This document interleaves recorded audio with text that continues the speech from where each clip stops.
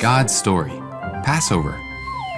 So part of God's story is about Passover, and it goes like this. Many, many, many years before Jesus was born, God's special family, the Israelites, were forced to work as slaves. They worked in fields and made bricks and mortar.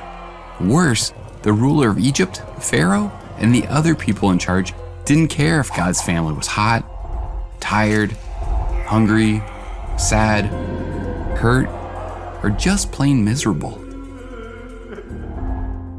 But even in the middle of all that, God's family grew. In fact, they got so big that Pharaoh was scared they might overpower him. He made them work even harder to show them he was boss. Soon, the Israelites were even more miserable, so they begged God for help. Well, guess what? God saw what Pharaoh was doing to his family, and he didn't like it one bit. So he planned a rescue.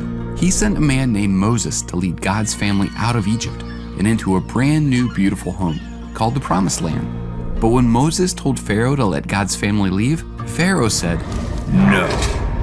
Remember, Pharaoh thought he was the boss. The thing is, God is really in control, and even rulers of countries should obey him. So God sent plagues to show Pharaoh his power. The plagues were punishments for keeping God's family as slaves. After each one, Moses asked Pharaoh to let God's family go. But Pharaoh kept saying, "No." Then Moses told Pharaoh that God loves his family so much that he will rescue them no matter how many times Pharaoh refused to obey. So there would be one more plague, one that would wipe out the oldest son in every house in Egypt. But of course, God had a special plan for his family. He told them to take their best lamb or young goat, kill it, and paint the blood on the doorframe.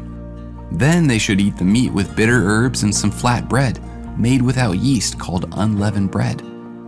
The Israelites obeyed. Good thing too, because that very night the angel of death came. But just like God promised, he passed over the houses with blood on the door. Finally, Pharaoh realized that God was in charge and that God loved his family and that Pharaoh couldn't stop God's rescue plan. He said God's family should get far away from Egypt, so they left in a hurry.